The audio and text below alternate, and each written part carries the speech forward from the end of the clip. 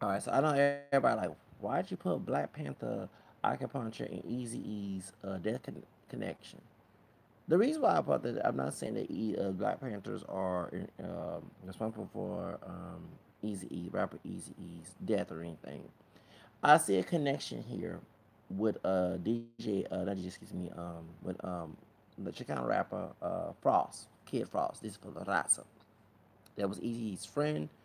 He was signed with Ruthless Records. He's the one. That's why a lot of Latinos get a lot of love to Easy E, especially in the South Side. Even though it's black and brown racism, because Easy E opened the door for Latino MCs, especially those of Mexican descent. When Easy E had his own record label, Ruthless Records. I think it was 2015 and 14. Yeah, I did a story about this. DJ, excuse me, I can say DJ, excuse me, Kid Frost or Frost said that Easy E was set up by, and we know who we think it is. Okay, so I don't want to go detail. And they said he was a devil, and the person mentioned spill beans on themselves on that TV show.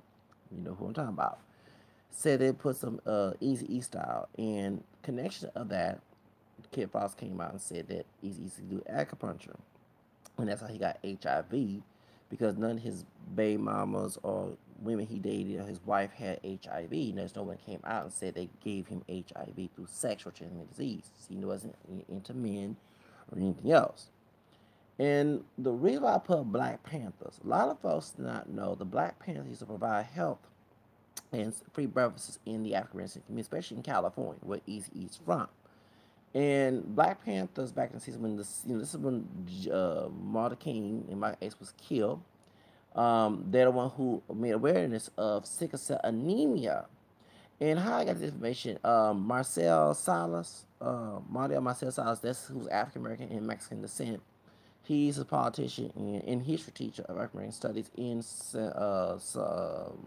Antonio, which is 4 hours here from Houston. And I talked to him many times. That's an old school brother. He looked the city Mexican, but he is part African American.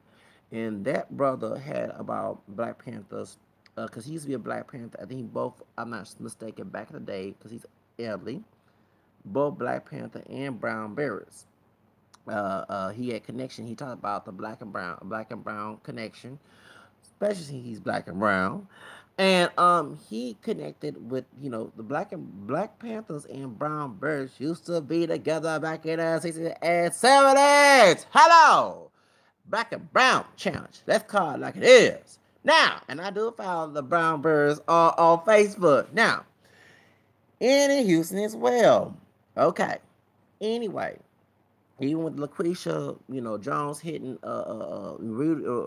Rodolfo Rodriguez, I covered that story.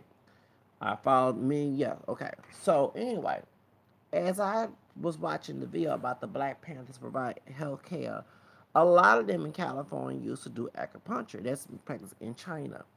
So when healthcare was denied among African American people doing Jim Crow, even though Jim Crow was mostly in the South, but the effect in the North as well, Black Panthers used to provide acupuncture.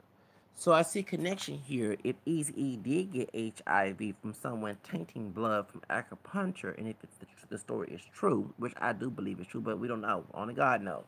There's people say, and they say, and the third, the truth, which coming from the Almighty. We don't know. If he did practice acupuncture, that means back in the day, his family members, if they were involved in the Black Panthers move or they had connection. Because you folks understand, Black Panthers provided food, health care. They affected our health care system. The Black Panthers affected this. We already have community health clinics is because of Black Panthers and Brown Berets. Okay, when African American people, Hispanic people deny health care in white facilities and also Hispanics, they're the ones who provide those health cares. The reason why that the gun situation is why we're not disarmed in our communities, because Black Panthers used to walk around. That's why I'm very anti people who talk about the Second Amendment. Okay, I am a liberal, but I do believe in the Second Amendment. I'm from Texas. I am a liberal, but I do believe in because I know why they disarm guns. Because the Black Panthers used to walk around with the guns, and police who are racist was scared of us defending ourselves from racist police officers. Now, I support the multiracial movement, and I am African American, French, Spanish, Name American descent. I do check more than one boxes, but I do not coon like that. And I do support guns in our communities in the self defense, not to go kill people, to self defend ourselves. And they're the ones. That's why when I talk about Alexandra uh, uh, Cash, whatever her name is from New York, and I said F here in scenarios because we have these thugs in here in the communities. The reason why public housing people cannot have guns is because here's scenarios and Bill Clinton before them in the 60s and 70s when they saw Black Panthers carrying guns with them in protection, they didn't like that. So every time I hear people in our community, especially twisting the Bible and talking about, because I'm not a Protestant, I'm an ex-Protestant, um, talking about we should not have guns and prayer and all that stuff. Shut up. You're not telling white people who are conservative to stop wearing their guns. So you're not to stop. Shut up with that whooping clothes trash. You when you get your behind whooped like Nat Turner did before, which make his remember in the movie Birth of the Nation by Nate Parker, 79 baby, come a 79 baby too. Nate Parker was playing that turn. Remember he was telling, yes, slaves obey their master. And when the slave master turned against them and whooped his behind, it woke his behind up. He became awoke then. He stopped cooning in. So all these folks talking about, no, you should not carry no guns. And their type of prayer is prayer without works, which James said in the Bible is dead. I believe implied faith. I believe faith with works is not dead. Faith, faith without works is dead. It says, I'm a Catholic, convert, so I believe in that. Faith without works is dead. And the second chapter of James, St. James. Okay, you know what I'm saying? These people believe the old white Protestant masters religion. Okay, now that's why. And so I believe in something. I apply faith and I have works with it. You'll get it done. So that's why. So the people who out there who get 20 and 100% of their income to these pastors, these old wolfish clothers in the back, like not all African American who are Protestant, but the ones who are doing this mess, doing the nat term before he got behind what mess, and get 10% and twisting scriptures and stuff and keeping in the community in slavery, economic slavery. Yes, them people. And then you on time you get something if you control by them. Okay, know that what Saint Peter said in chapter 2 that people the folk would exploit you with fabrication and contempt and lordship. That's how I know what they doing wrong. Okay, well when they hear them talk about, yeah, you shouldn't have no guns. Yeah, but see, them pastors didn't have that mentality back in the 60s, 70s. The ones who were Martin King, they didn't have that mentality. That's later on due to white race domination. Yes, master can have a gun, but you can have one. You're a little Negro slave. You here's the Bible to understand where it's coming from based on your false interpretation, of course. Now, the reason why you have that problem because it is this on because it's all Black Panthers carrying pistols and guns protecting themselves from bad police officers, and this is that's why. So the reason why I brought it up, and I'm shout out to Miss and no, Silas has nothing to do with this my video. I happened to see this on his Facebook about Black Panthers, and it went acupuncture, and Black Panthers was very active in Northern and Southern California. So that's how I know. I said, oh, Easy E. Easy A acupuncture because when you didn't have the regular medical forms, you had to rely on herbs, vitamins, like I do. Like I go to Whole Food store, just like them white people do. Okay, and I got white in me. Okay, yes, that's my drug dealer. Whole Food store is my drug dealer. Okay. Whole Food store is my drug dealer. Okay. Yes, it's Pusher Man. Dun dun. Okay. All right. Pusher Man. They done my Pusher Man. Okay. Anyway, point is, so, because I know when you can't afford the mechanical drugs that expensive in healthcare, because I don't have insurance, I go, everybody says, that's expensive. That's why you stay broke. That's why I stay alive too. Hello? So, you have to rely on acupuncture, herbs, and vitamins. Those are natural things, alternative medication. So Easy E was rich. He knew his history, and he probably his parents, I'm not mistaken, probably went to do acupuncture when they had the Black Panthers back in the 60s, 70s.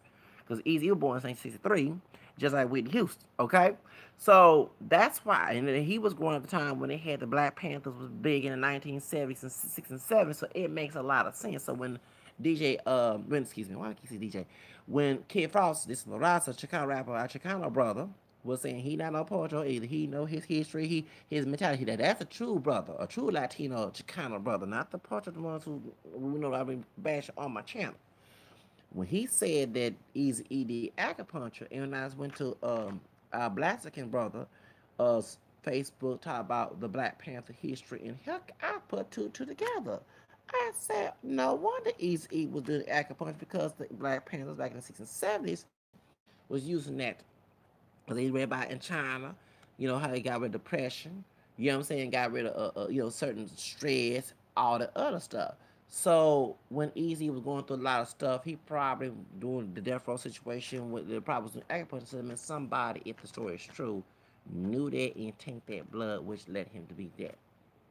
So I don't know. This is my speculation. I don't know. Nobody can tell me, and I'm not snitching nobody. It's just that I use my brain. I'm one of those people who use your brain and use your mind. I don't do weed. I don't do kush. I don't do crack. None of that stuff. And that's one thing I think the white race people was using crack cocaine back in those days to destroy the community because if you had well respected brothers, that's why the same thing with Huey Newton, figure Black Panthers, because as soon as I left, it's weird. When I went to San Francisco, Oakland back in '89, okay, I turned 10 up in there during August. So between 2nd of August, we came back to Houston. We left. We also stopped in El Paso. It's the first time we went to El Paso before I went to El Paso for Job Corps in 2006, 2004, 5, and 6. Um, I went to El Paso. We didn't go outside. We stayed in an airplane, Southwest Airlines. Me and my aunt and my great aunt, great aunt, and my grandmother, my dad's side, and we came in. And as soon as we came back, that's when it was a Henry Newton, one of the, and I'm mistaken, a Bobby Seale, one of them was killed due to a crack situation up there in Oakland. Cause we was in San Francisco and Oakland. We stayed in Doubletree Hotel. Right there, but I didn't see. I know about this. And I remember it was cold. I never wore shorts with a jacket. Okay, I'm from Texas, so because I remember I'm debating my grand. They ain't gonna be no cold. No, it's not. I want to wear some sandals, you know what I'm saying, and dress some because I'm thinking about going to the beach. When we think about California from Texas, no, it's gonna be airish. I said, no. Yeah, she wasn't lying. When we got off that airplane in San Francisco, we had family friends come pick us up. And I fell asleep in that Lombard Street, that S Street, okay? And I never forget, I saw white folks swimming in the cold. No offense, I don't mean racist, but most of white people swimming in the cold. I said, oh, who they swimming in the cold like that? It's cold out here. And this is August of '89. Because I thought that it'd be hot. Because every time we think about California, through the media, the uneducation of the miseducation of the media, not Lauren Hill, um, we think about hot summer, swimming in the beach, surfboard. I was like, dang, I'm gonna be on surfboard. Yes, I'm gonna go swimming. You know what I'm saying? Heck yeah. No, it was cold. So, especially during daytime. And we stayed at don't ever forget me and my great aunt, my grandma, my dad's side, God rest her soul, because she died at 8. That's who told me to learn Spanish. Last time I spoke to her, 83, 93, excuse me, when I was in 8th grade, going 95, and at Christmas time, 94, excuse me, she told me to learn Spanish.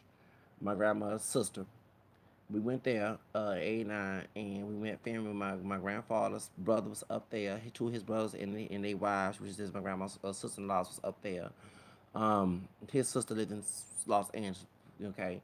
So we didn't go to Los Angeles, but we there, and I never forget. So when I left Northern Cali, first time going there, we mostly see the Mexican channel, the Spanish channel down here. They had Chinese channel. I said, they got Chinese channel? It was a culture shock. The Chinese channel. You know what I'm saying? We had the Spanish, we call it the Mexican channel, you know what I'm saying, down here, you know what I'm saying, at the time, of course, it's Spanish, because not every Latino, and I know that I was Hispanic at the time, Spanish Creole, but, I did my research 2 years ago, mom's side, but, the Mexican channel, they said, wait, they got a Chinese channel down here, you know what I'm saying, you know what I'm saying, and I never forget that we stayed, and I never forget, at the Thunderbolt Hotel, a white man was swimming in an outdoor swimming pool cold. I'm like, what the heck? He said, you don't catch a cold pneumonia. You know what I'm saying? So I wasn't seeing it. It was shocking. So when I came back, because after I went to Sacramento, Petaluma, we didn't go to San Jose. We went to Petaluma, San Francisco, Oakland, and because we had relatives up there. And I went to Golden Gate Bridge, Bay Bridge. The Bay Bridge was in September. That's when the Oakland A's was playing against us. I don't forget, and that's when they had that earthquake in '89. I forget. So that's I tell people. A couple weeks before the earthquake, I was there. Like we were at that Bay Bridge every day. You know, I remember eating peanuts and stuff. And while we, you know, what I'm saying, on that Bay Bridge, we went to go to San Francisco Golden Gate Bridge. I said, why is it called Golden? It's red. You know what I'm saying? I never forget. I was 10, 9 years old, and I turned 10 up there in Northern Cali. Yes, I did. I turned 10 up there in Northern California. So, and I never forget that. And I remember I said, dang, and I never forget, and this was when I was a Protestant before I became Catholic. Their Baptist church was totally different from the South. Yes, it was. The black the African American Baptist church was totally they were totally different. The church service was a couple hours, like probably hours, like the Catholic church. You know what I'm saying? In the back, but I said, dang. I said, oh, I like this shirt. Well, I said, like, I said, I fall asleep. I said, oh, I like this. It's not a long time. Because the Catholic Church will be black identified, you know, Creole, whatever, and Hispanic, white, integrated, okay? Because most of the churches that mostly white are integrated church down here in Houston. Baby, it's an hour 45. Baby, it was. I said I like this because while we can stay, I'll be sleeping. You know, you be in church at 10 o'clock in the morning and be leaving at 2, and you be sleeping. You real. I said I like this because you know what I'm saying. It was totally different from. I said, ooh. So yes, it's Coach Shot in California. So when we came back to Houston, that's when I think it was Huey Newton or either Bobby Seals had got killed. Okay.